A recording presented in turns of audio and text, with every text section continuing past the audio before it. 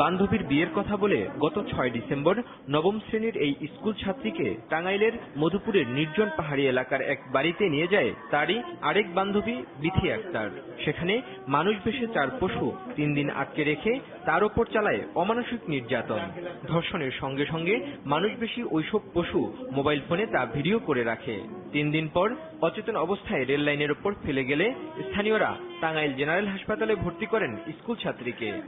বান্ধবী পরিচয় দিয়ে একটি মেয়ে ওকে নিয়ে যায় টাঙ্গাইলের মধুপুরে। সেখানে 3 দিন নরপশুরা পালাক্রমে ধর্ষণ করে, ভিডিও করে, তারপরে ফেলে রেখে যায় টাঙ্গাইলে। এরপর মেয়েটির জ্ঞান ফিরলেও হারিয়ে ফেলেন মানসিক ভারসাম্য, চিনতে পারছেন না কাছের কাউকেও। এ অবস্থায় সোমবার রাতে আনা হয় ঢাকা মেডিকেল কলেজ হাসপাতালে। টাঙ্গাইলে সদর হাসপাতালে এই মেয়েটার বিষয়ে মেডিকেল টিম গঠন করে, 6 সদস্যের একটি মেডিকেল টিমে গঠন করার পর একটি রিপোর্ট দেয়।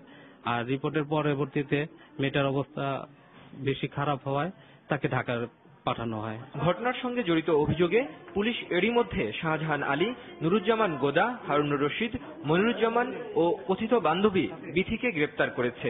তবে আর কেউ যেন এমন জঘন্য অপকর্ম করতে সাহস না পায়, সেজন্য দায়ীদের দৃষ্টান্তমূলক শাস্তির দাবি জানিয়েছেন মেয়েটির পরিবার।